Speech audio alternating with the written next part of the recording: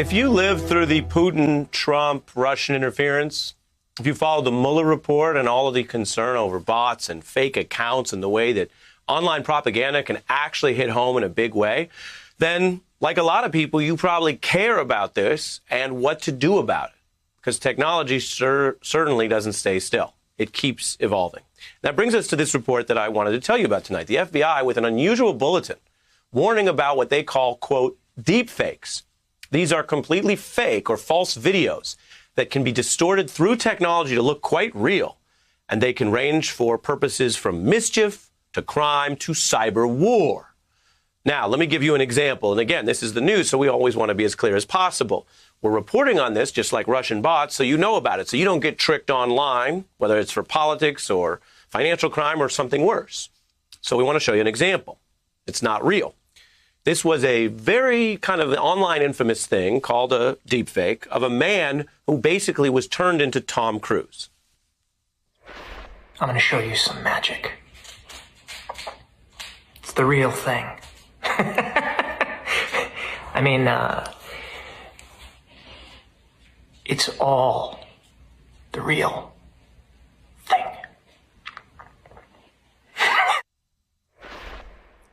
It looked a lot like Tom Cruise, but it was not Tom Cruise. He's not in that video in any way. It's what's called a deepfake. Now, the people who made this one that we're showing you say they created it as a kind of a harmless PSA, informationally. They want to raise awareness about this technology. Now, actor and director Jordan Peele waded into politics and made one involving Barack Obama. We're entering an era in which our enemies can make it look like anyone is saying anything at any point in time, even if they would never say those things. But someone else would. Someone like Jordan Peele. This is a dangerous time. Again, if you just saw that out of context, you might think it was Obama. It wasn't. And recently, a manipulated video of Speaker Pelosi went viral. It had been slowed down to make it seem like she was slurring her words. A different approach, but again, a misleading video. Now, if world leaders can be manipulated to present information or videos that people might take as real that can go viral, well, this is a big deal. And everyone's got to be aware of it. That's the first step of inoculation. Now, there is a nonprofit that was created, and it created a deepfake of Vladimir Putin. This is for an ad about protecting democracy. And it created controversy where some in the fact and journalistic business didn't want to air it precisely because, well, it was a false deepfake. America, you blame me for interfering with your democracy, but I don't have to. You are doing it to yourselves. We turn now to an expert who can help arm everyone. Nina Schick is an expert in misinformation, and she's the author of the new book, Deepfakes. The perfect guest. Thanks for being here. Thanks for having me, Ari.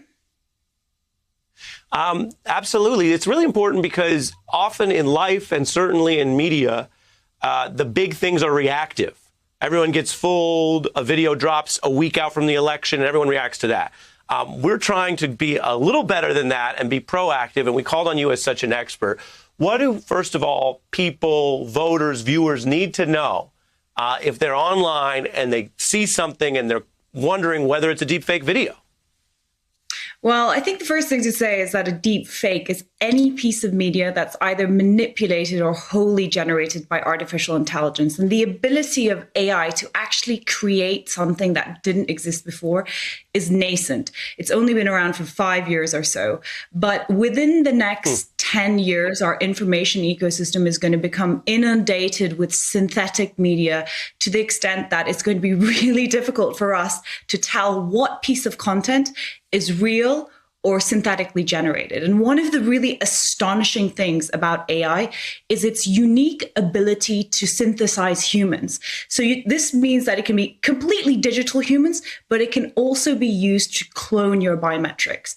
That means anybody who has any kind of digital media of them out there on the internet, it doesn't even have to be someone prolific like a politician or a celebrity, you are potentially open to be deep faked, and that can be your digital likeness, or it can also be your voice. Now, the technology is accelerating very, very quickly. And the other amazing thing about this, or scary thing about it, is that it's going to become accessible to everyone. This is no longer only in the domain of a Hollywood studio. This, within 10 years, is accessible to anybody with a smartphone who can make these things on an app. Wild.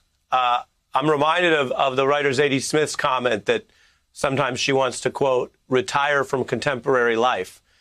This could make you feel like that. I want to play a little bit more from deepfake Tom Cruise, again, to give people the actual understanding of this, because when we looked at these and you write about them, they really do look lifelike. Here's Tom Cruise, but not.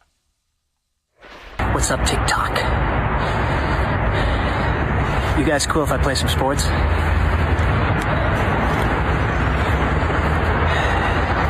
I love it. Hey, listen up, sports and TikTok fans. If you like what you're seeing, just wait till what's coming next. Yeah.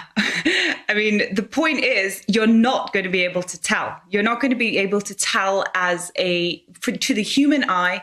That fidelity is only going to improve. That Tom Cruise video was still made by somebody who put a considerable amount of work into it, but it was one deepfake artist, right? It wasn't a Hollywood studio which had a multi-million-dollar budget and teams of special effects artists. So Nina, let me press you, Nina. When you say they're so good and in so many hands you can't really tell, what does that mean for the information consumer? That the source is all the more important, that a video on New York Times has been fact-checked, but one floating around may not be?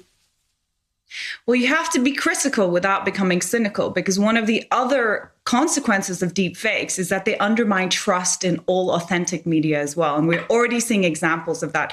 There was an astonishing example last year where somebody who was actually standing to be elected to the House put out a 24-page report. She's holds a PhD in which she claimed the George Floyd video was a deep fake hoax. Now, in 2020, that theory didn't gain much currency, but as the information ecosystem becomes inundated with mis and disinformation, including visual manipulations of film, what is true or false is going to become increasingly difficult, and we're going to have to build technical solutions to shore up the integrity of our information ecosystem.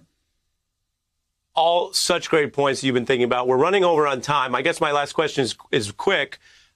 Is this interview real, or is this a deep fake? I guarantee, well, I'm still real, but in 5 years' time, I could be a live deep fake talking to you down the line. Right. Hey, I'm Ari Melber from MSNBC. You can see more of our videos right here, or better yet, subscribe to our YouTube channel below. You could have been anywhere in the world, but you're here with us, and we appreciate that.